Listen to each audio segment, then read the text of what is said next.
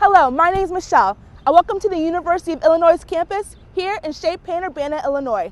Today, we're going to learn about creativity and how the creative process works.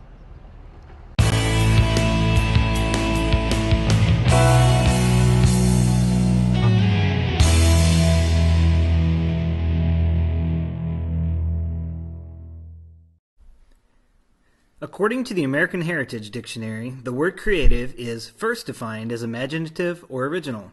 In other words, coming up with something new or novel. This is probably what most people think of when they think of someone being creative. The second definition means productive, or able to bring to being.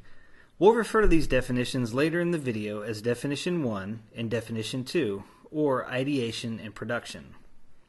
So let's go a little bit deeper into the definition of creativity. Mihaly Csikszentmihalyi is the author of several books and publications relating to creativity, particularly the books Creativity and Flow. Mihaly suggests that creativity occurs when a product exerts a genuine influence on subsequent work in a domain. It must be recognized by those in the domain as influential. Lynn Levesque, in her book Breakthrough Creativity, asserts that creativity is the ability to consistently produce different and valuable results. So she adds this ability of a creative person being able to do it again and again on a consistent basis while bringing something valuable to the table. So we've defined what creativity is, but what counts as creative? That is, if you have an idea or produce something that is new to you, does that count as being creative? Or does it need to be new to everyone? The notion of uppercase creativity means that something is original, innovative, or different to everyone. So uppercase creativity means it's never been done before to our knowledge. Alternatively, lowercase creativity means that it's just new and original to you. Now this shouldn't detract from the value of your idea. It just means that someone has done it before and it might not be a new idea to everyone. The creative process often involves a progression, similar to the title of our course, Creativity, Innovation, and Vision. That is, you might have a new idea, something that's original, it hasn't been thought of before, and that's creativity, definition 1. Next, you might share that idea with someone else. Revealing your new idea to someone else is often titled or labeled innovation. Then you might envision what that original idea could become. And your vision follows the original ideation and innovation and precedes production. Ultimately, and often requiring persistence and perhaps other resources, your vision becomes a reality. You produce something that's new, which is creativity, definition 2. There are some key assertions about creativity that differ from popular beliefs. For starters, research has shown that creativity is not a fixed trait. Everyone can increase his or her creativity. Creativity is a skill that can be practiced and enhanced. So all of us have creative potential.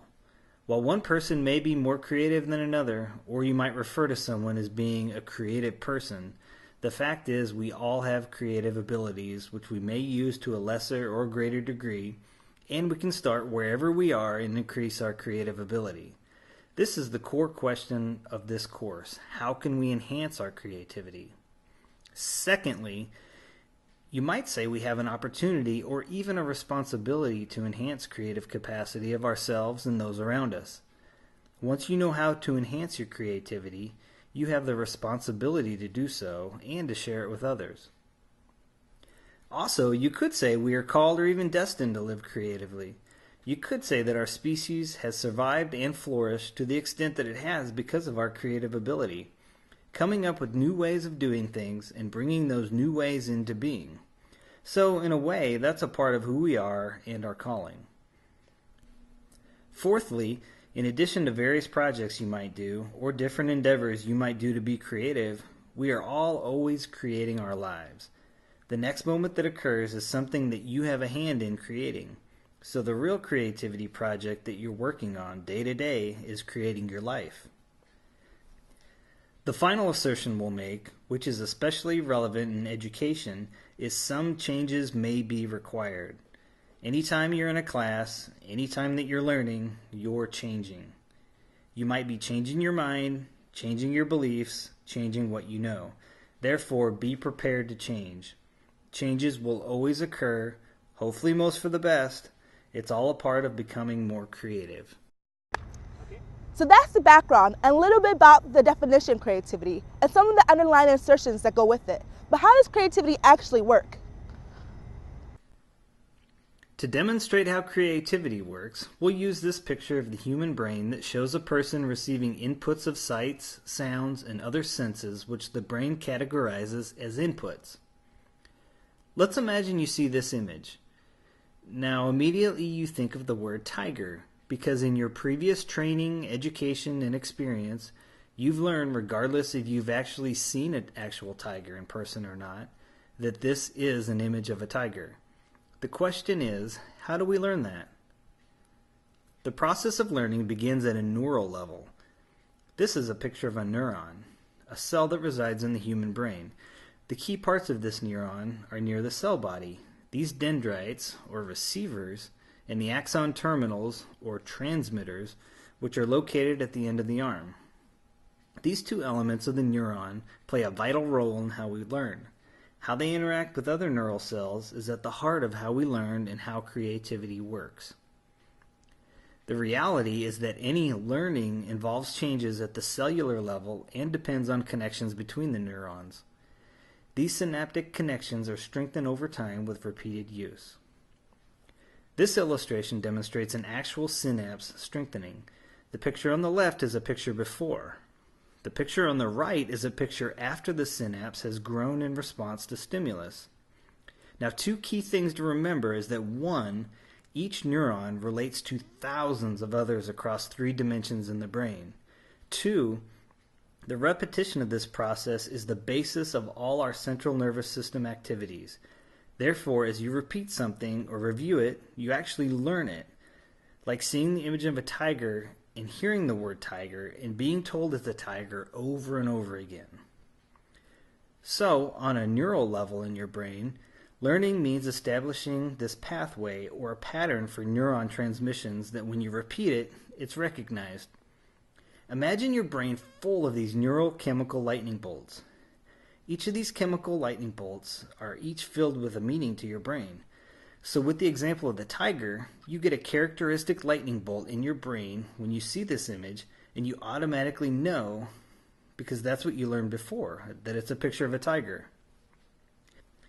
Now, how does that relate to creativity?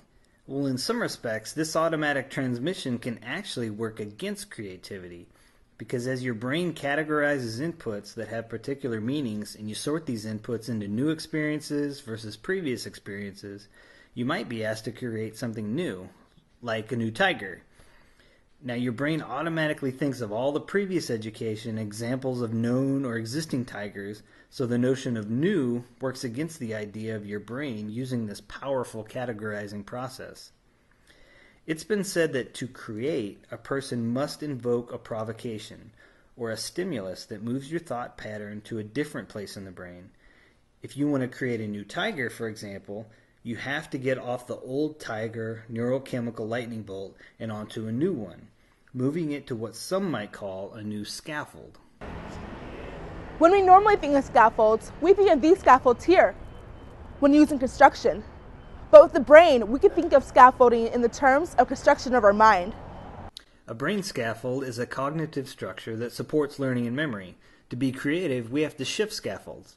If you're trying to think of a new tiger, you may need to get off the big cat scaffold, which may have information about lions, tigers, and panthers, and move to a different scaffold that puts you in a different frame of thinking. This is what some people refer to as lateral thinking. As you receive an input, typical thinking may automatically occur. Your brain needs that provocation or shift that moves this input laterally, bringing you to a different line of thinking. This is where new, innovative, and imaginative ideas can be generated which are different from what you would have naturally categorized. Therefore, creative people can shift cognitive scaffolds, thinking laterally, thereby countering the brain's natural tendency to categorize. There's a bit of framework that goes behind the concept and definition of creativity. We can all enhance our creativity. And now you know that creativity is based off of the same principles as learning. You can use a variety of provocations to come out with a new idea. Becoming creative is a lifelong process, and you can start now. Whether it's creating the next moment of your life or a solution to a major global problem, the result can be exciting and rewarding.